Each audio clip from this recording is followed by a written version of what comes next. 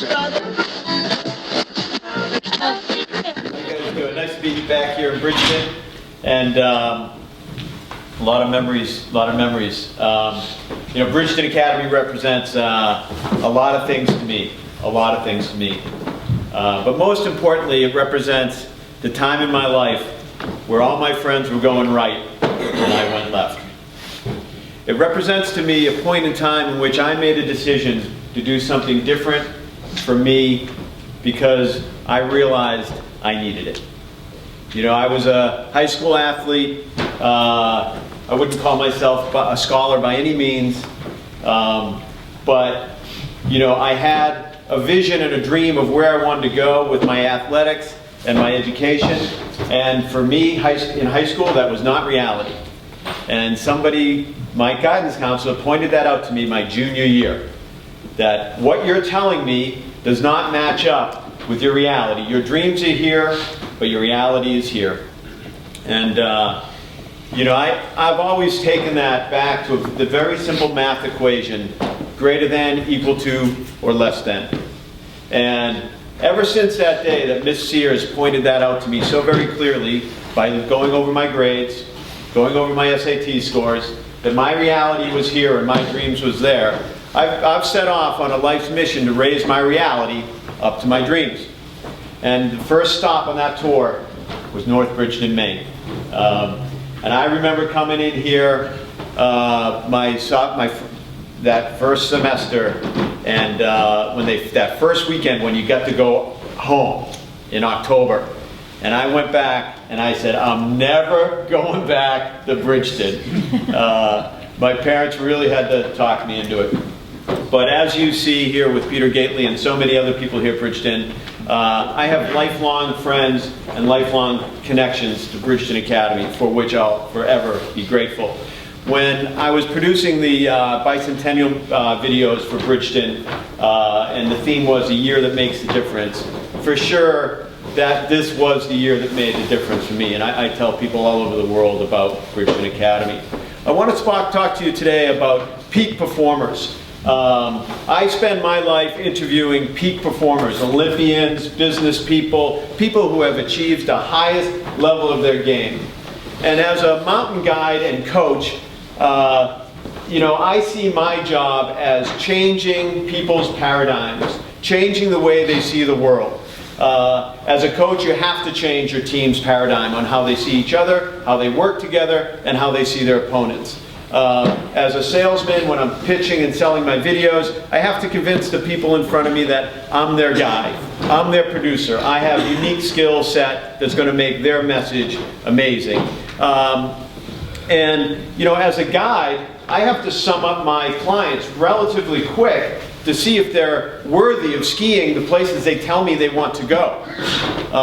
And I've put up in here my performance diamond. This is what I use to determine people and how committed and what they think about. First of all, people's purpose. Why are you here? Whenever a group meets me in the morning to go skiing, or my soccer team, I always ask them, why are you here? I want to know people's purpose. Because I want to hear what their dreams are. Why are you skiing with me? And once I understand that, their dreams, I want to see where their reality is. So I start backfilling from there. I ask them, describe skiing to me. And somebody will say, oh, I love to ski. I love the feeling of it. I love being outside. I love the steep. I love the powder. And then I ask them, you know, how often do you go skiing? Oh, twice a year. Well, they've just told me that their purpose is to heli ski with me in Alaska. They've told me that their emotional attachment is they love it, but their commitment to it is twice a year. So there's a missed connection between their reality and their dream.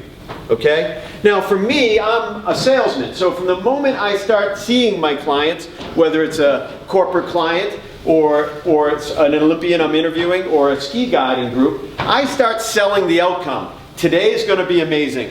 Where I'm going to take you will blow your mind. I start selling the outcome.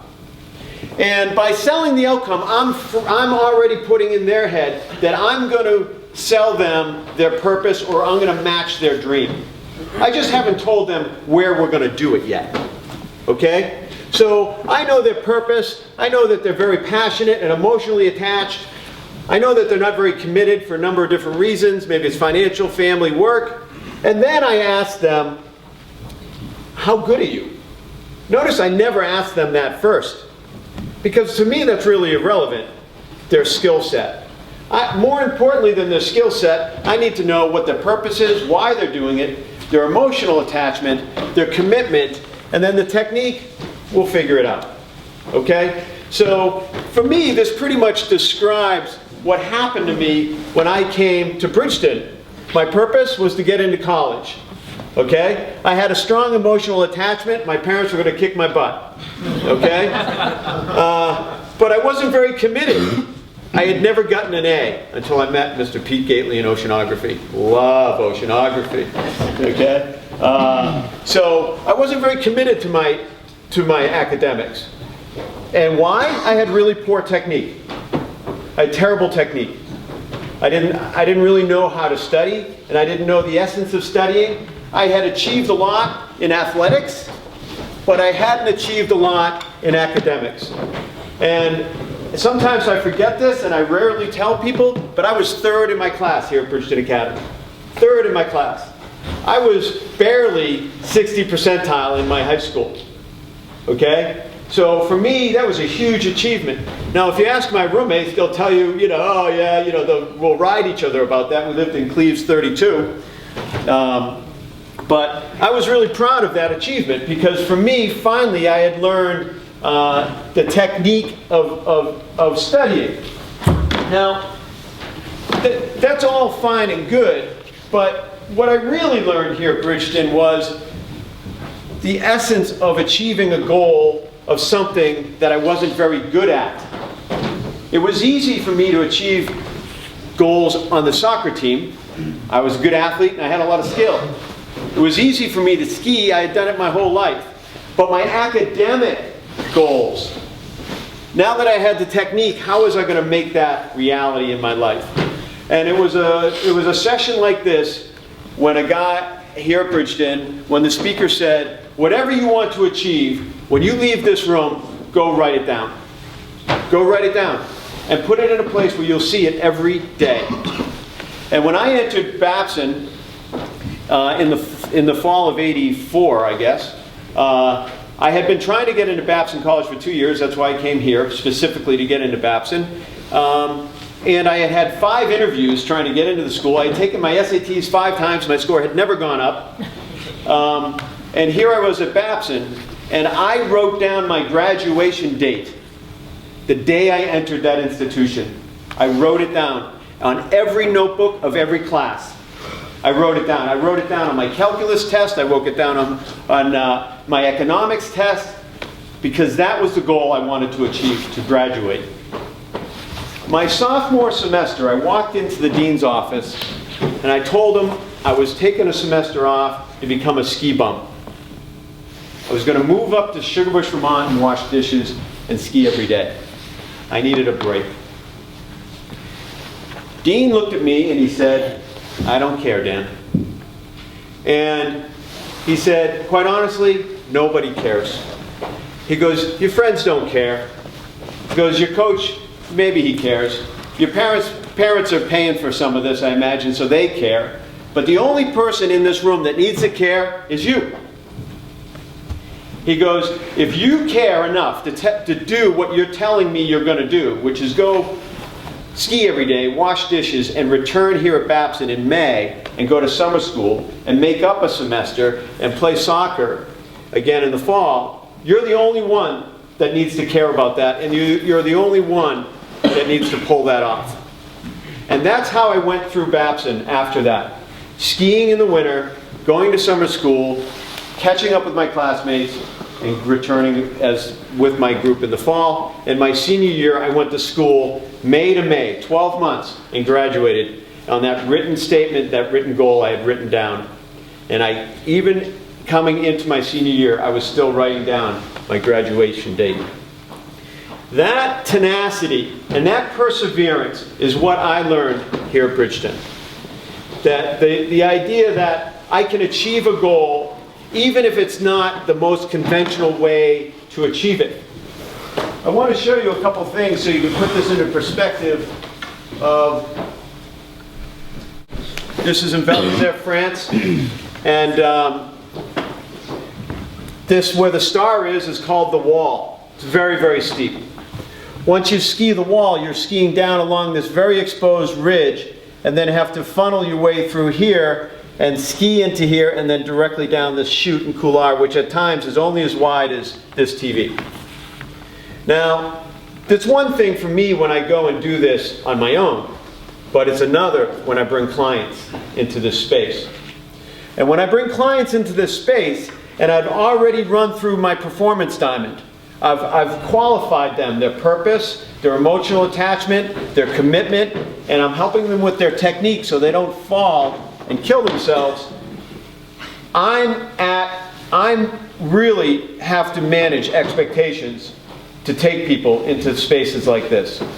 And managing expectations, but more importantly, managing the outcome of the journey is so important. Because believe me, anybody who skis this never feels like a rock star.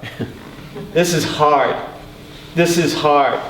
And my point is, sometimes when you're doing something really hard, it doesn't feel good.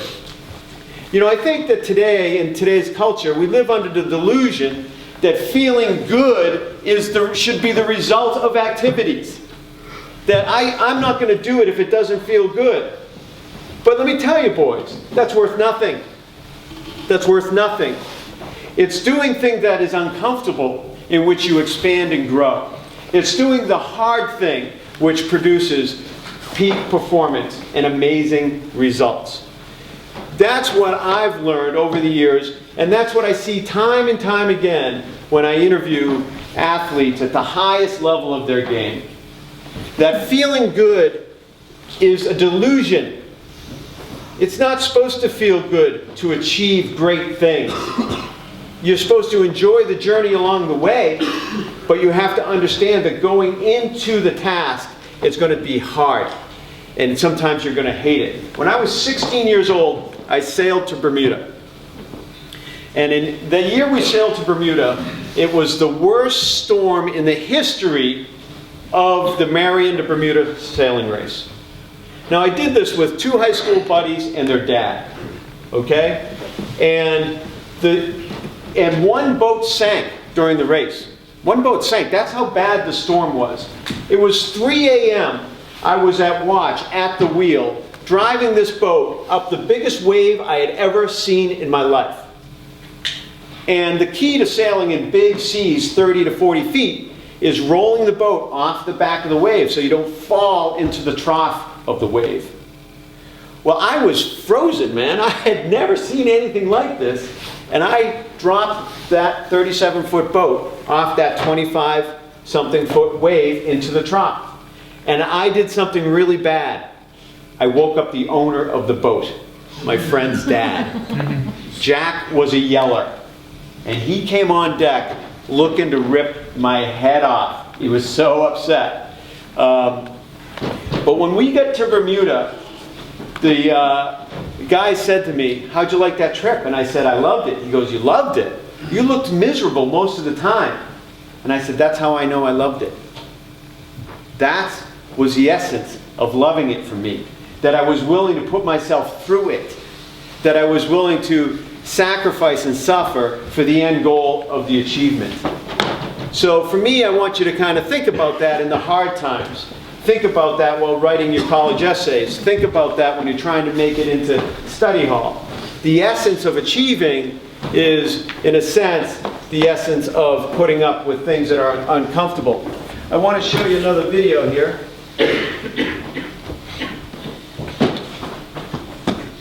This because of the clothing. Love the neon, Dan. Yeah, love the neon. I'm the guy in the Carpenters who live in Vermont, but they leave Vermont every year around the middle of December so that they can ski all winter. Skiing off to the front of Peaked Mountain, there's 3,500 vertical feet and sometimes hip-deep powder snow.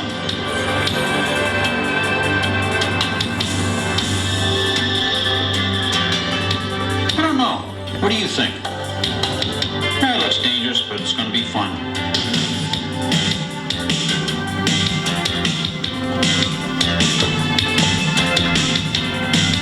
And now I want you to watch very closely, because a cornice as big as a 3-story apartment house is going to break off. That 100-ton block of ice and snow fell 1,000 feet before it hit the first time. Fortunately, without either of the Egan brothers.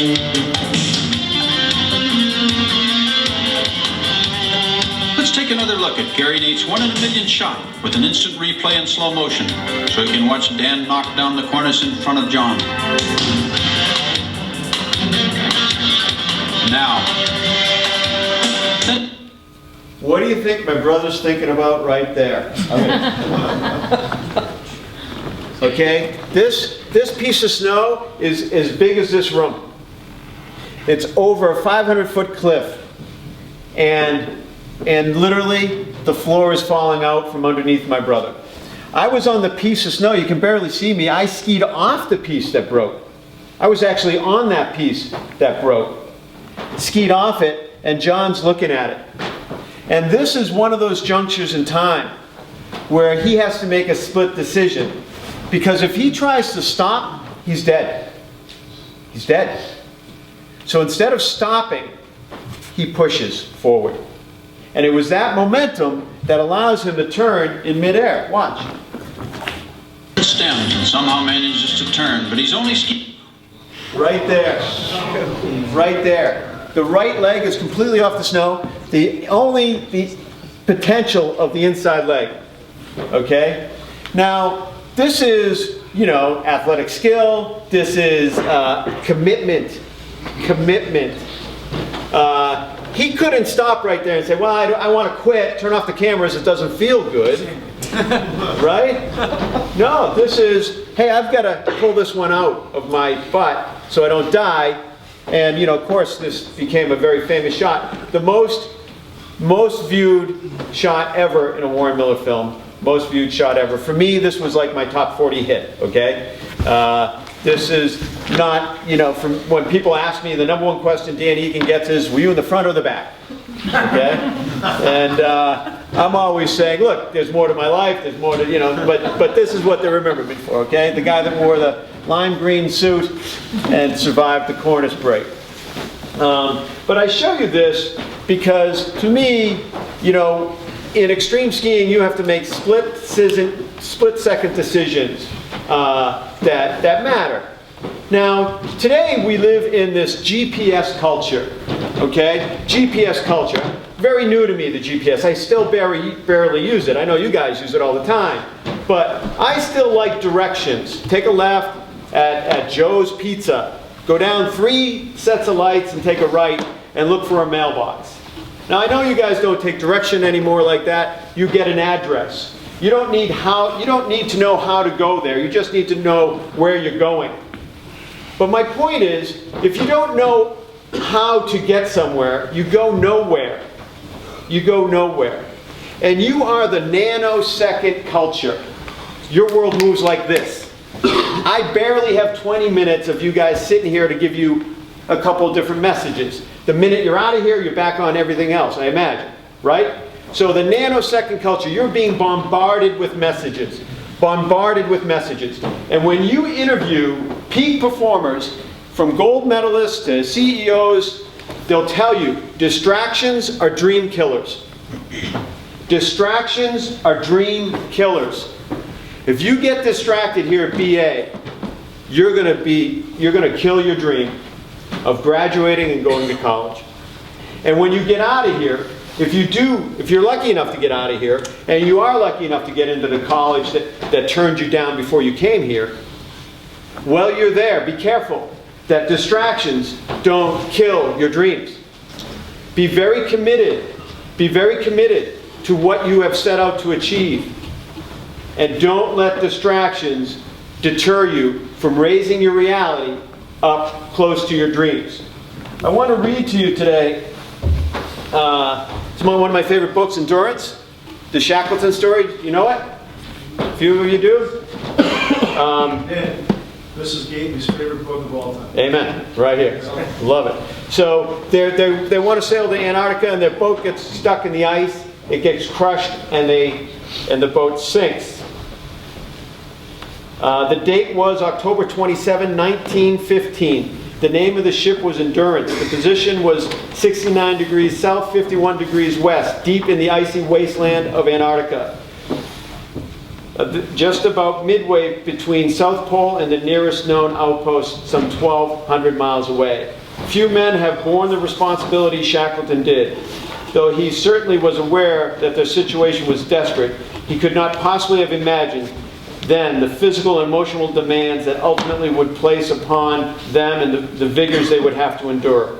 For all practical purposes, they were alone, frozen in the Antarctic seas. It had been nearly a year since they had last been in contact with civilization. Nobody in the outside world knew they were in trouble, much less knew where they were. They had no radio transmission to notify would-be rescuers, and it was doubtful that any rescuers could have reached them. It was 1915. There were no helicopters, no snowcats, no suitable planes. Their flight was naked and terrifying in its simplicity. If they were to get out, they had to get out themselves. Welcome to Bridgton Academy. You are frozen in, and winter is about to set upon you. And if you go home on your Thanksgiving break and get distracted, you will not know what it's like to be frozen in here at Bridgton, because the magic is just about to start, my friends. I want to read a couple of quotes. It's been a month since they've been frozen in on the ice. Their boat has sank. It was November. They had been on the ice a month. And for the trials and discomfort, these weeks of primitive living had been particularly enriching. The men had been forced to develop a degree of self-reliance greater than they had ever imagined possible. After spending 4 hours sewing an elaborate patch on the seat of his only pair of pants, Macklin wrote, "What an ingrate I had been for such jobs when done for me at home." Greenstreet felt much the same way after he had devoted several days to scraping and curing a piece of sealskin to resole his boots. He paused in the middle of his task to write in his diary, "One of the finest days we have ever had, a pleasure to be alive." In some ways, they had come to know themselves better. In this lonely world of ice and emptiness, they had achieved at least a limited kind of contentment. They had been tested and found not wanting. Amazing. Amazing. One of the most enriching days I've ever had. Outrageous statement. Peak performers. People who are committed to the goal of surviving. 22 years ago, I was lost in a mountain storm in Russia at over 17,000 feet. I was lost for 36 hours without food or water. 33 people died.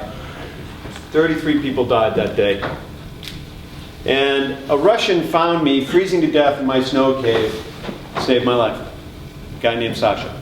Woke me up, warmed me up, and the next day, him and I rescued 14 people off of that peak. It was an amazing experience.